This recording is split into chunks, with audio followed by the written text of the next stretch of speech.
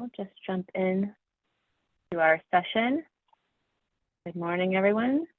Thank you for being here. Welcome to year 2 of CARES 3.0. I know that we have lots of new faces, new programs, new educators. We also have lots returning, so welcome to you all.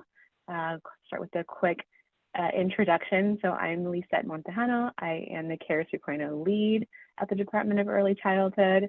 I have a couple of colleagues with me here. Marisa Mota, she'll be doing all of our TA and chat functions for this meeting, but Marisa also was lead for CARES last year while I was on leave having my baby. And so many of you, I'm sure, are very familiar with hearing from Marisa. And I also have Susan here. If Susan wants to jump on and introduce herself, she is a new face to DEC. Good morning, everyone. My name is Susan Zhang. I'm the Workforce Initiatives Manager, and I started working with Lizette here at the San Francisco Early Childhood Department in June. So I'm new, and I'm super excited to be a part of this team and be a part of this work in supporting our early educators. And applause to our team, both Marisa and Lizette, for continuing this critical work. And I'm really excited to be joining this webinar and be a part of the San Francisco community. Thanks, Lizette. Thanks, Susan. And just a reminder for folks, the slides and the recording, as well as a frequently asked questions, will be posted to our webpage and also sent out to all registered attendees next week. And as far as the Q&A function, so we do have the Q&A function for this webinar, and so any questions or comments can go in there. Marisa will be trying her best to answer questions throughout the webinar, and any popular questions or upvoted questions will save for the end. So that's just kind of the flow of the Q&A for the webinar. We will be covering lots, so let's look at our agenda. I'm sure y'all are anxious to get through it.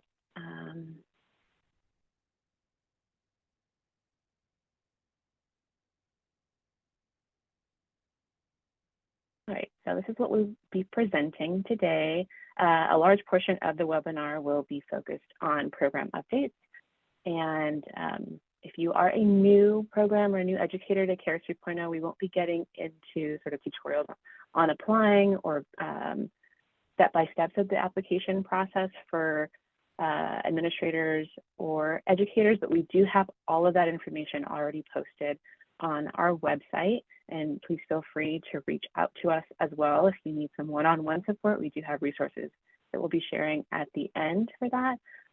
A lot of this webinar is just going to be a little bit of reminders, but mostly program updates. So if you are new and need a lot more information about applying, check out our website. I believe Marisa's put the link in the chat, and feel free to reach out to us if you need that one-on-one support. Also, don't forget to bookmark the webpage. That we'll be doing updates there, as well as communication via email. So if you're new, we communicate a lot via email. But yeah, we'll be getting into preparing for the fall round. We'll be reviewing a timeline, which is new, and then going through our program updates, sharing resources at the end, and doing some Q&A. But to preparing for the fall round, lots of this information for those who are returning is pretty standard reminders. For administrators, we want to make sure that you're reviewing your employee roster. So that's making sure that you go onto the registry to review your employee information, make sure their wage information is up to date, their titles are up to date. So if you have somebody move from an assistant to a lead, making sure that's reflected in your employee roster. Also, if you need help with how to do that as an administrative account, we have a guide that has lots of tips in there. And you can also reach out to the help desk at Children's Council for that kind of support.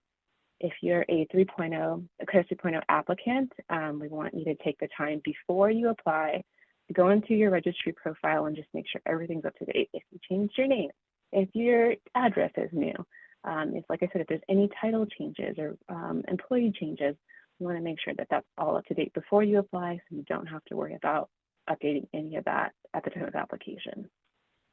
And also make sure that you have uploaded transcripts or permits. Say you are currently applying for a permit, and we know that it might take, I believe it's 3 months for the actual official permit to be sent. So as long as you are uploading the confirmation message for that permit application to the registry and letting us know that you did that, we will count that toward your stipend. But we want to make sure that those transcripts are verified as soon as possible. It does take the registry some time. I'm jumping to the timeline here. This is going to be a new thing that we're sharing a timeline. This is going to be on the webpage. We'll also be sending this out via email. And so it's just kind of be what our fall looks like. So as we're requesting to get those transcripts and permits uploaded ASAP, just so folks are aware, the last day to be considered in the fall for CARES as an ELS program, if you're currently in that pre-ELS process, will be September 30th.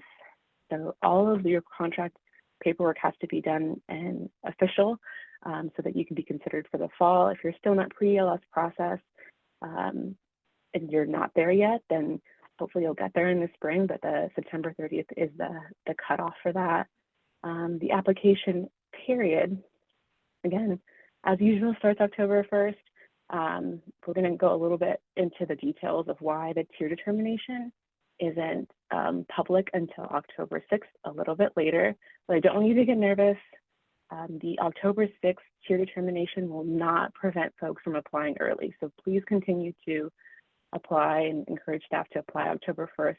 The earlier the better, just because you don't have your official tier. I don't want to deter folks from applying, so you can still apply if you don't have your official tier. And then October 23rd, we'll be sending out stipend estimates to everyone via email. And also, sorry, I skipped one, is the tier appeal process. So we will have an appeal process for the tiers. And then October 31st is our deadline when our application closes. November 19th, all eligible fall 2023 applicants will be notified of approvals and their final stipend amount. December 14th is the current date for paid messages and checks being sent out. And then January 24th is that reissue request that we usually have if for whatever reason your stipend didn't arrive to you. We're working very hard, as usual, to ensure that we stick to this timeline. So if anything changes, which we don't plan, but if anything does, we will update the webpage and send messages via email if we think that there's going to be any delays. But we are going to be working very hard because I know that the holidays are coming up, and these stipends I know help us in the holidays. So move into our program updates.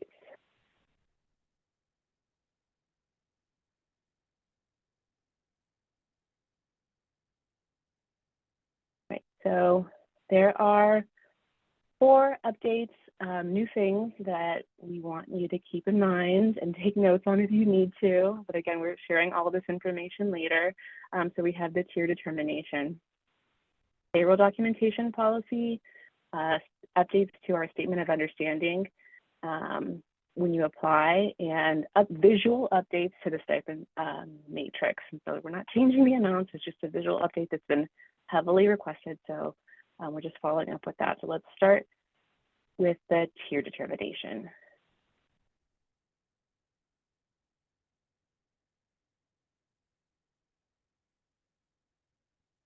So I'll preface this with what hasn't changed about this part. So CARES 3.0 uses the program tiers to determine stipend amounts based on the percentage of subsidy eligible children being served in the program. That is the same, that is not changing.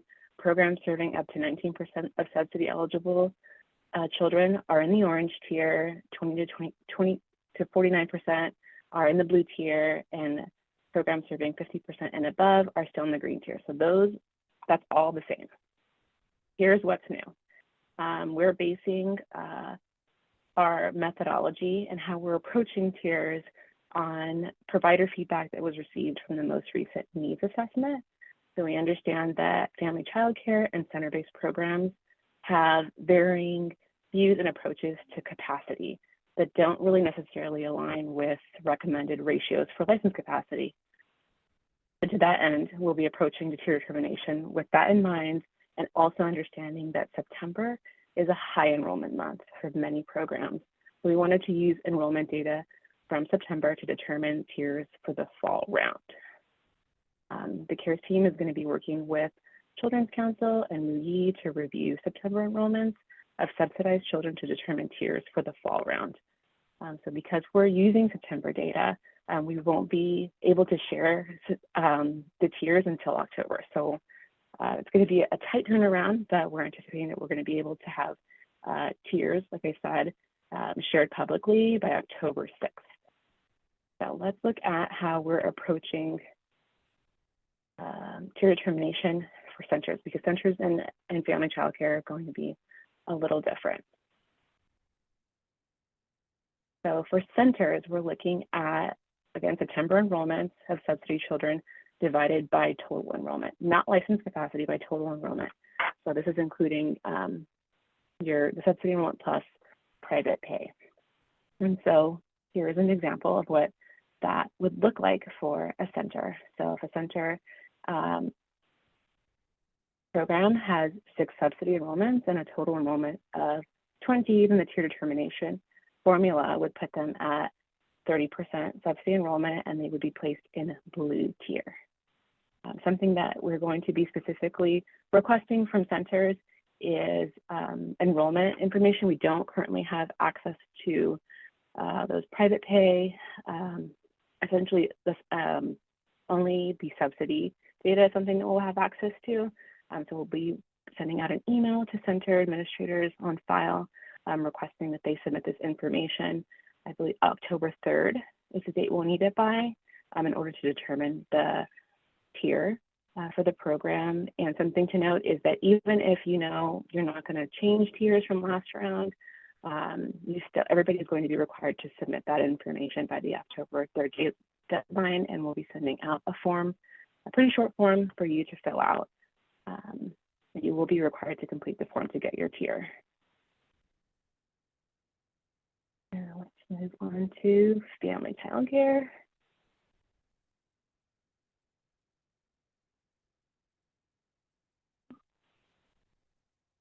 So the good news for family child care is that we won't need any of the total enrollment or private pay numbers because we're going to be looking at your tier determination a little bit differently. So no information will be requested for FCC providers.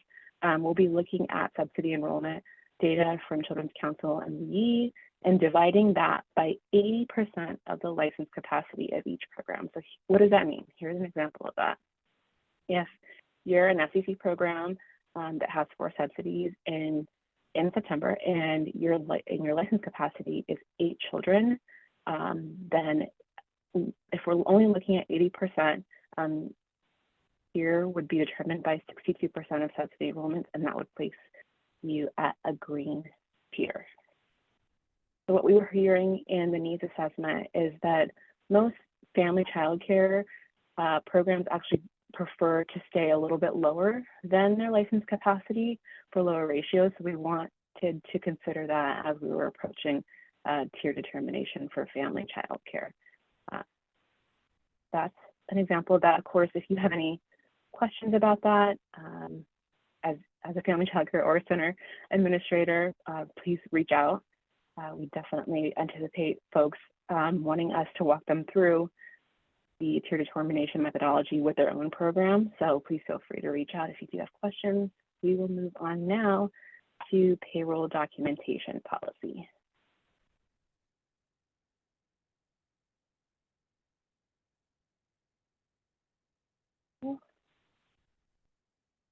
All right, so we are maintaining the same criteria for CARES applicants. So the requirement is that they are employed by an ELS setting and working directly with children at least 20 hours a week. That's staying the same. But as public stewards of tax dollars, which is the funding source of CARES 3.0, it is our responsibility to ensure that these funds are going to compensating early educators. So with that in mind, we're going to continue to maintain that funding as a funding entity DEC reserves the right to request copies of payroll information and work schedules to verify employment if we find it necessary. With this, we're just formalizing this requirement and administering more reviews going forward as we move toward long-term goals of payroll submissions being part of future compensation initiatives, such as the Early Educator Salary Support Grant, which is currently in place. The CARES team will conduct reviews of some programs' payroll documentation for this fall round. During the application process, we will be guided by applicant data and the quality standard rubrics. So looking at standard ratios based on provider type, child enrollment data, educational expectations for job titles, and number of part-time and full-time. So we do anticipate that there will be a lot of questions around this particular policy. So if you have questions you'd like to ask about your particular situation with employment, you're welcome to reach out to us. Those questions in the Q&A. We'll be sharing resources for payroll development support later in the webinar. But all these updates are to communicate and understand, so we make changes to the statement of understanding in the application. So we do want applicants to be aware of these changes. And so we did updates to the statement of understanding. So we'll review that. So if you're just an administrator and you don't apply to CARES, then the statement of understanding is something maybe foreign to you. But I do want to review what's been added. These are the 3 statements that have been added. Essentially, when you are applying to CARES at the very end of the application before you click submit, you review this very long statement of all of the things that are the applicant's responsibility to know and abide by. So when applicants apply, there's the statement that pops up, and what we've done is just add some points that folks should be aware of that reflect some of these policy updates. So I understand that my stipend amount is based on my program's tier and the verified documents on my profile at the time of my application, which is why we're asking folks to really focus on getting transcripts and permits uploaded. I understand that if I leave my employer before my check is mailed and I do not have an offer letter or proof of employment for another ELS program, I will no longer be eligible for the stipend and my stipend will not be sent. And then the last one reflecting that payroll policy. So I understand that to be eligible for the stipend, I am required to be legitimately employed with an ELS program. And if it is determined that my employer cannot provide payroll documentation to the CARES 3.0 team, I will not be eligible to receive the stipend and my application will be denied. Those are the 3 statements.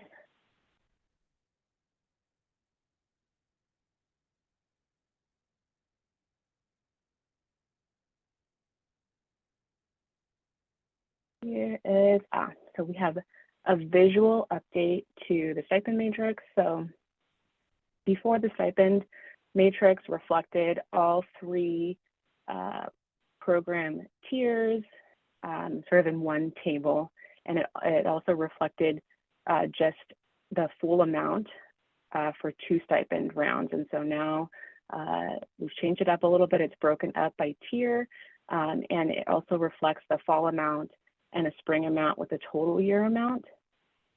That was a heavily requested change to the matrix, which we gladly did. So it does look a little bit different, and we will show that at the very end of the webinar, so you're able to view that, but it's, I believe, also linked in the chat. Great. Move on to resources and support.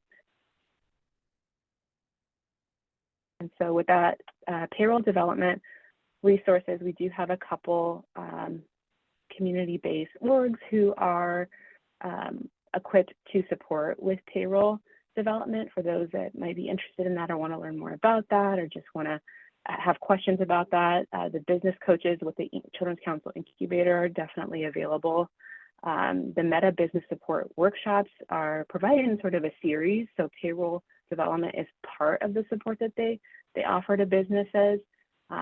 So please reach out to these resources in the community that are aware that you might be coming and are prepared to support. And then we also have our usual CARES 3.0 support and resources, registry staff, the help desk. We have resources for financial advising and the CARES team and our webpage. And again, these will be sent, so you'll have these live links to be able to click yourself. But let's move into those key takeaways.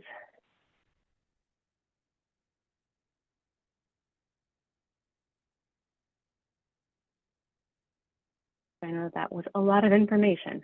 So I want to just review what we talked about. So you hear the major takeaways that I want you to keep in mind. So preparing for this fall round, updating the registry, updating any documents that need to be verified for your application, making sure that your educators in your program, if you're that support person, are aware of those to-dos that they have, and then being aware of those program updates. So we have the payroll policy. With the payroll policy, I'll note that the documents that we'll be requesting, so one, we'll let you know via email if you are a program that we want to review payroll for. And the documents that we'll be requesting for that are tax documents. So whatever you're submitting to the IRS to verify the employees that are working for you, that is what you're submitting to us, copies of that. And then of course, if there's questions about that, please feel free to respond to the email communication that we'll be sending, but we will be emailing and calling, and programs will have 5 business days to respond to the request. And then moving on to the tier determination, so just being aware that you won't get your tier, and that tier list that we have won't be updated with new programs or tier information until October 6th. But we will be emailing and letting you know when it is live. And then going into those visual updates to the stipend matrix, just being aware that we haven't updated any of the stipend amounts. It's just a visual, but we definitely hope that it makes it easier for folks to understand what the stipend amount is. All right. Pull it up. Get into that Q&A. While I'm pulling up the visuals, there is a question by Michelle. I have received a tier application for this round. When will I receive it? Thanks. Not sure what the tier application they received is. I'm wondering, so we haven't sent out any tier applications, or the form hasn't been sent out to folks yet. If you're a center, those are going to be going out later today, tomorrow. But it's essentially going to be a Google form just requesting that you share enrollment, and we won't need it. We won't know hopefully until that early October. October 3rd is the deadline to get that tier information if you're a center. And again, if you're an FCC, you don't have to share anything. You just have to hold tight until October 6th when we have that tier information ready. And there is another question. Let's see.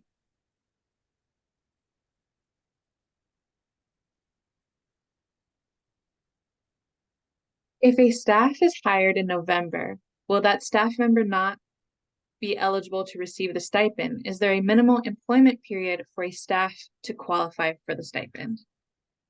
There's not a minimal employment period. However, we do need them actually working. Essentially being eligible is being in the classroom for at least 20 hours a week through the application period. So if they're getting started in November, then it sounds like they'll be eligible for spring. And I have some people raising their hands, but do you want me to show the matrix first? Yeah, let's just have the matrix on just so people can see. Maybe if any additional questions come up from the matrix, I'll get to the raised hands in just a second.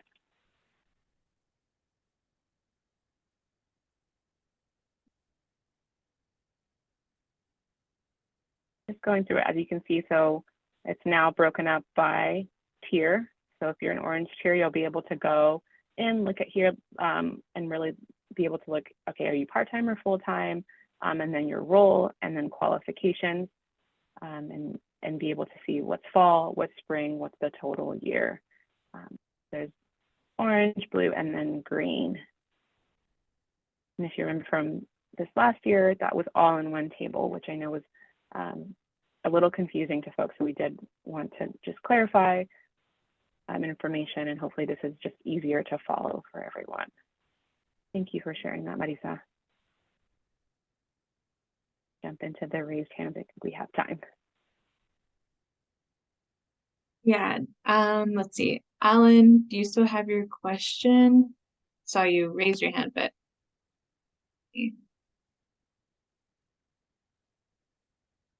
Can you ask your question, Alan?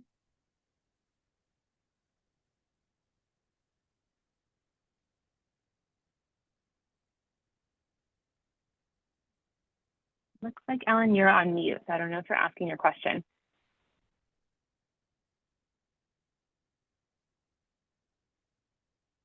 Maybe they can type in their question in the Q&A. But we have some questions. How to re-listen to this webinar? Will you send the link via email? Yes, we'll definitely be sending the recordings via email. They'll also be posted on our webpage, as well as with the slide deck, so you'll be able to listen. And if you want to pull the slides up, if in another language even, we'll have Spanish and Chinese available in the slides as well. And then when is the starting date of the next application? So fall is out the October 1st, the month of October, and then spring will be April. Then the next one is there a difference between the amounts for center teachers versus FCC teachers? I'm wondering if that is a reflection in the stipend matrix. You want to pull it up? Was it Christina? Would you mind hopping on? Yes, about the stipend matrix. Yeah, let's. If you want to take a look, I just want to make sure that that's visible, folks. And so it's based on the tier. So there's not a difference, and the differences are in roles. And I see that, and not settings.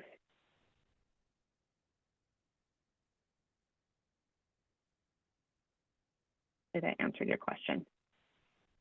Let's see. If our staff can't access to the Dropbox, who should we contact for tech support? I'm not sure what Dropbox you're referring to. Connie, is that something that you have on your end with your staff, that they're putting maybe documents into a Dropbox to upload to the registry? I think, Connie, you may be referring to the Early Educator Support Grant, which is separate and different from CARES 3.0. Got it. Okay, maybe that's a question. I don't know if you want to, even if you want to reach out to Connie separately. Got it. Thank you. We have two more questions. One is, what is an assistant center teacher and a lead center teacher? Yeah, so that's going to be, I know that roles are different in various programs. The lead teacher is usually the one that is required to have, the ECE qualifications. The assistant, I believe, doesn't need to have ECE units, and is usually either part-time or assisting the lead teacher. So the lead would be the person that's leading the classroom. An assistant would be whoever is supporting that person. And then, okay, let's see. Whom should I contact, as I was not included in the email distribution and did not receive notification for this email? I am an ELS teacher. Yeah, this should be something that you reach out to the CARES 3.0 email. If you are new, it could be that we just didn't have you in our master email list. If you are returning, we have seen that some folks have either accidentally or without knowing unsubscribed from the email list. And if that's the case for you, then just make sure that you're reaching out to us, because you will have to add yourself back to the list. I just added that link. Thank you. The last question is, I have a new employee starting in 1 week. Will she be able to get this stipend? Yes, it sounds like they'll be they're 20 hours working directly in the classroom, then they should be able to apply. Another question. For students that are enrolled, i.e. their parents have completed enrollment documents and I have an ELS certificate for them, but are starting until October or November, would they count for their tier determination this round?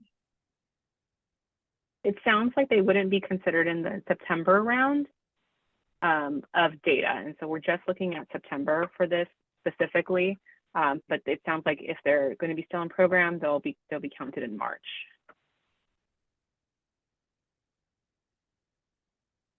Okay. Thanks, everyone. Answered. I'll hold on for a couple more seconds in case any additional questions. If you do have even more follow-up questions to your question and want to chat with us, please feel free to reach out via email. If you send us an email, give us your number and tell us what's the best time to call you. That's also another way of getting your questions, or if you want to have more of a discussion, absolutely reaching out to us that way. We do have one more question. It's from Varlander. I'm going to go ahead and allow you to talk. You should be able to unmute yourself now.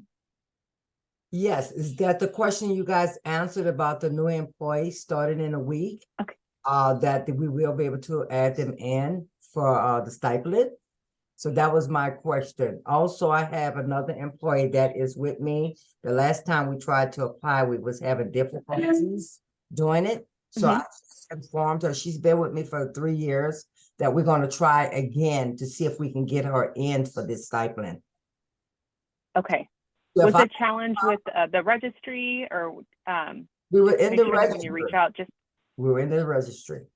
So if I have Okay. a problem, is there anyone in specifically I can reach out to and Yeah, call? you can reach out if you want to get like maybe a walkthrough of the application as you're doing it. The help desk is more than happy and able to support with that one-on-one to get through the registry. Okay, that's a good way of communicating. And what was my other question? I think that was it. And I see it's going to be due around October the 30th. I think that I read. That's the deadline. So Okay. the October 31st is the deadline. The October 1st is the opening. So if you're going to need that one-on-one support, I suggest that you reach out as early as possible, I will. so that you're able to apply early and get in there early. Great. And one more question. You guys are meeting again today, I think at 1 or 2 o'clock. Is this the same meeting? You have another one coming on? So we do have a second webinar, and that's going to be on Thursday in the evening, the 21st. That's right, the Thursday. And we're going to be doing simultaneous translation for that. So if any of your staff prefer to hear Spanish or Cantonese, that'll be available then, but we'll also be obviously presenting in English. Okay, but that's the same one as today. Yes, it'll be the same, same content, just in the evening. Thank you guys so much for the information I've received. Varlander, thanks for being here. You're welcome. And Marisa, I'm seeing Alan's box. I'm not sure if they were going to hop back on for the question or if it's just reflecting who had their hand up. Yeah, we can try. Let's see. Alan, do you still have your question?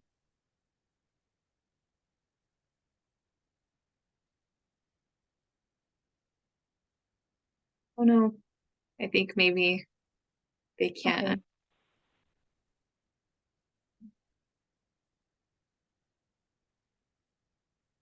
I do see a question in the Q&A about employee eligibility and how long they've had to been working. And so I just want to confirm that as long as employees are working through the October application period in the classroom for at least 20 hours a week, working directly with children, they are eligible. And so if they start October 1st and they're working through October, then they're eligible.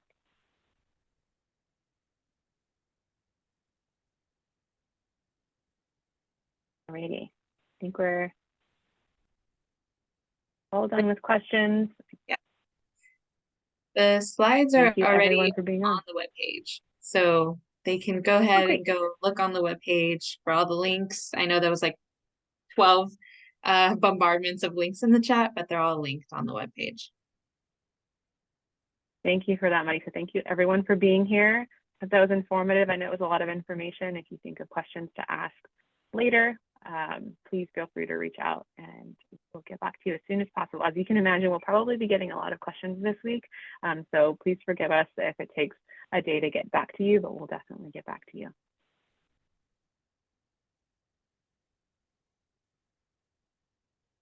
Oh, I see one more question from Christina. Yes, you can confirm that you're in the classroom for at least 20 hours a week on average, then yes, you're eligible for site supervisors and directors. Thanks, Christina. Bye, everyone. Bye. Hi, everyone.